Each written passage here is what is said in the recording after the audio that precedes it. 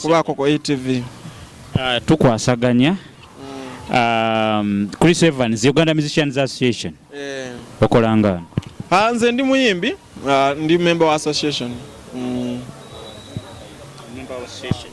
So kiki kyolowooza ekipya kyezze nakyo Uganda Musicians Association? Kyezze tuyambyeko okutuwonya abayimbi bano abanene okubateeka mu bukulembeze. Era ogenda kubalaba for the first time nga bonna bali united. Kuba abayimbi balina amalala. Okitegeera. Kati baba basalidde amagezi ne tufuna Sophie Gombya nga ye boss. Kati tebamuwalana because abayimbi kasita okuba hit wano n'okola kikati Sophie takyalimu eyo competition ya mutawaana biki okitegeera. Kakati Sophie Gombya wakubira essimu. Twabeerawo zalawo okitegeera. Kati ojja balaba bonna nga bazze era omulaba nti mukyala akola mirimu gyo ayamba gwe kulaba nti gwe n'oli n'omwana wo.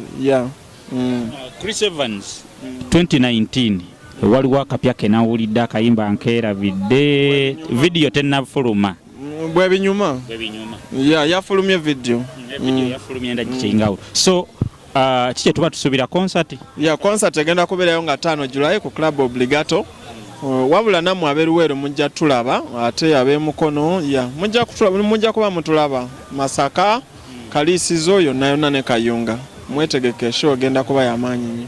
Kakati abasajja njagala otegeeze enseera okiralifayinge ebyakutuukako luli bakubye Nyondo ku mutwe abantu bagamba alimba omusajja bamukubye engolo si Nyondo nnyonnyola eggwanga yali Nyondo yali ngolo ebizibu ebigwawo buli muntu alowooza abobwe okitegeera naye kati omuntu ogamba nti okay bw'aba bwatyo bwakitute first nsobola okukutinga straight nti nafuna obuzibu ne bankuba abasajja basooka ne bankuba Nyondo 3 then nembagoba nga njagala obbasuuza emmotoka yange ne bava mu mmotoka ne bakola ki ne bankuba endala 5 so awamu toto ze Nyondo 8 so kati Katonda yanyamba buyambi n'essifa okitegeera naye nga bw'oba oli eyo ng'ogamba nti tebankuba then Katonda naawe bw'ali kuvaamu n'ofuna obuzibu bwabuto oba sister oba mukyalawo then olimanya nti ebizibu bituukawo.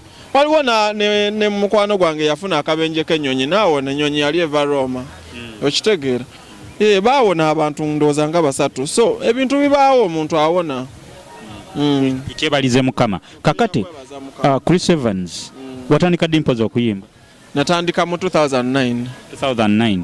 Kati tuli mu 2019 gye myaka 10. Kiki olowooza ekikumidde ku mulembe like Eva obeerawo n'ekitambula abayimbi abalala bajjaawo n'aleeta akayimba n'atubuuzaako katono temuddamu muwulira? Abayimbi tebawa budde music waabwe bagenda mu studio n'akola oluyimba within 2 hours 3 n'aleeta oluyimba n'aluteeka ku mpewo.